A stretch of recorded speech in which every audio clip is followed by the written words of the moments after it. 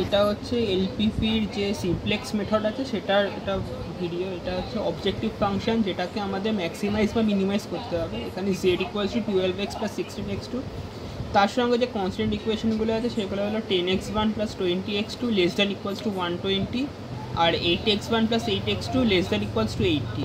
আর যে আমরা ভ্যারিয়েবলগুলো ইউজ করছি x1 x2 যেগুলোর ওপর ডিপেন্ডেন্ট করছে অবজেক্টিভ ফাংশন, সেগুলো অবভিয়াসলি গ্রেটার দ্যান আর ইকুয়ালস টু 0 হবে। এখানে মনে রাখতে হবে যে কনস্ট্যান্ট ইকুয়েশনগুলো একমাত্র লেস দ্যান আর ইকুয়ালস টু হলে তাহলে আমরা সিমপ্লেক্স মেথড ইউজ করতে পারি। যদি গ্রেটার দ্যান আর ইকুয়ালস টু হয় তাহলে আমাদের বিগেম বা অন্য যে মেথডগুলো আছে সেগুলো ইউজ করতে হবে। তো এখানে আমাদের কনস্ট্যান্ট ইকুয়েশন যেগুলো আছে সেইগুলোকে আগে স্ট্যান্ডার্ড ফর্মে আনতে হবে। যেহেতু এখানে লেস দ্যান ইকুয়ালস টু আছে, তাই আমাকে যদি ইকুয়ালস টু করতে হয় তাহলে এখানে আমাকে লেফট সাইডে কিছু অ্যাড করতে হবে। এখানে আমি s1 s2 অ্যাড করেছি। এই s1 s2 হচ্ছে আমাদের স্ল্যাক ভ্যারিয়েবল। এখানে অবজেক্টিভ ফাংশন যদি আমরা z সেটাকে আমরা ম্যাক্সিমাইজ করতে চাই তাহলে সমস্ত cz minus jz less than equals to 0 হবে। আর যদি আমরা zকে মিনিমাম করতে চাই তাহলে সমস্ত cz minus jz less than equals to 0 হবে, তো গ্রেটার দ্যান ইকুয়ালস টু 0 হবে। cz মাইনাস jzটা পরে বলছি। তো আমাদের এখানে অবজেক্টিভ ফাংশনটা তখন এসে দাঁড়াবে হচ্ছে 12x1 plus 16x2 plus 0x1 plus 0s2, কারণ s1 আর s2 কোনো এখানে ভ্যালু আমাদের অবজেক্টিভ ফাংশনে ছিল না। আমরা এগুলোকে স্ট্যান্ডার্ড ফর্মে অ্যাড করেছি, তাই আমাদের অবজেক্টিভ ফাংশনও আসবে বলে আমরা ধরে নিচ্ছি।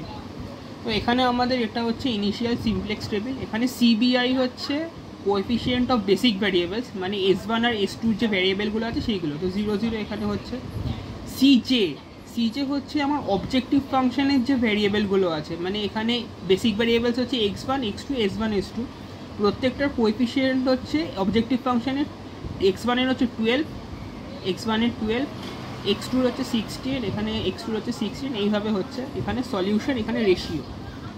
সলিউশন হচ্ছে আমরা প্রত্যেকটা কনস্ট্যান্ট ইকুয়েশনের সলিউশনটা লিখবো। তো এখানে আমরা কনস্ট্যান্ট ইকুয়েশনগুলো লিখছি।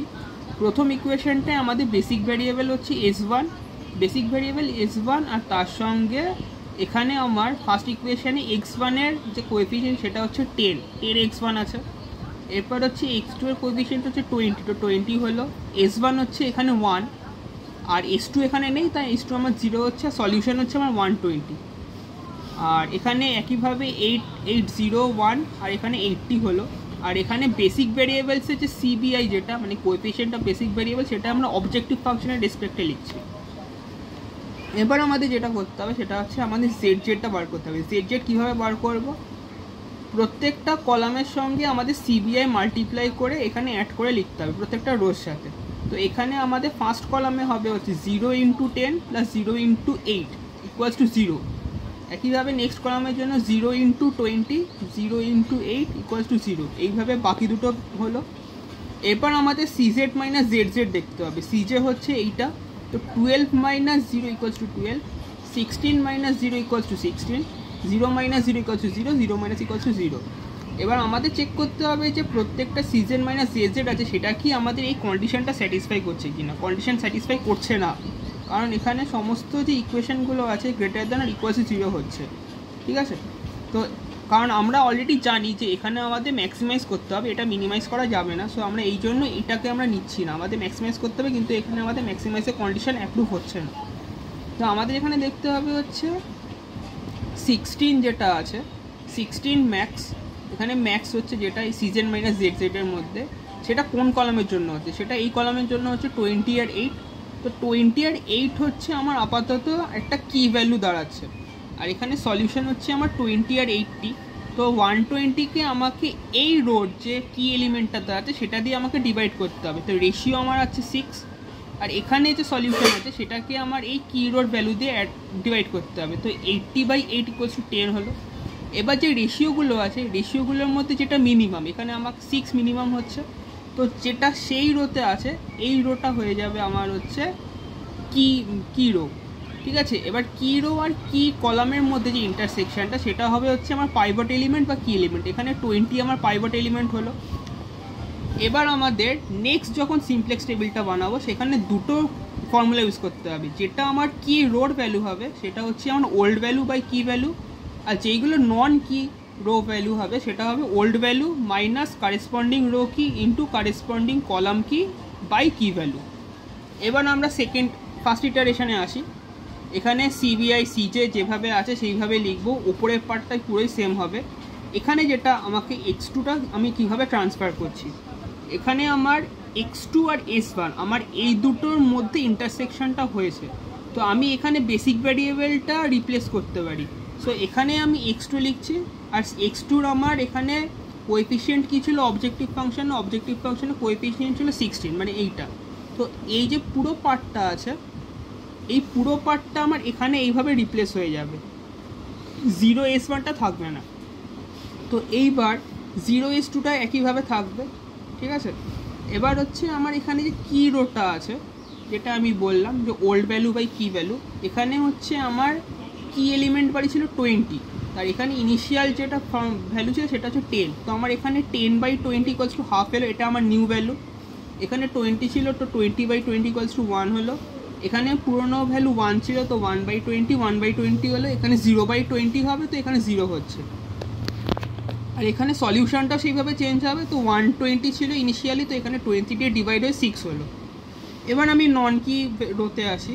এখানে হচ্ছে আমার যে ফর্মুলাটা দেওয়া আছে, old value minus corresponding row key into column key by key value. এখানে ওল্ড ভ্যালু আমার ছিল হচ্ছে 8, তো 8 মাইনাস এখানে আমার কারেসপন্ডিং যে রো ভ্যালুটা থাকবে, সরি এখানে কি ভ্যালু যেটা আছে, কলাম ভ্যালু যেটা আছে, তো এখানে আমার কলাম ভ্যালু আছে 10, তো আমি এখানে 10 লিখলাম, আর তার সঙ্গে মাল্টিপ্লাই করবো হচ্ছে আমার কারেসপন্ডিং রো ভ্যালু, যেটা আমার এই রোটার মধ্যে পড়ছে, কি রোর মধ্যে। তো আমার এখানে কি রোর মধ্যে 8 পড়ছে, তো আমার এখানে 8 হলো। আর আমার যে পাইভট এলিমেন্ট বেরিয়েছে সেটা হচ্ছে 20, তো এখানে ডিভাইড বাই 20, তো এটা আমার আসবে 4। একইভাবে এখানে হচ্ছে আমার পুরনো ভ্যালু 8 ছিল, তো এখানে 8 এলো। এখানে আমার কারেসপন্ডিং যে কলাম ভ্যালু সেটা হচ্ছে 20, তো 20 এলো। আর এখানে 8 হচ্ছে নিজেই আমার কি রোর ভ্যালু, কারণ এখানে 8 হচ্ছে অলরেডি আমার কি রোর মধ্যে, কি কলামের মধ্যে বসে আছে। তো আমার এটা হচ্ছে 8, আর কি ভ্যালু হচ্ছে 20, তো এটা আমার 0 হয়ে যাবে।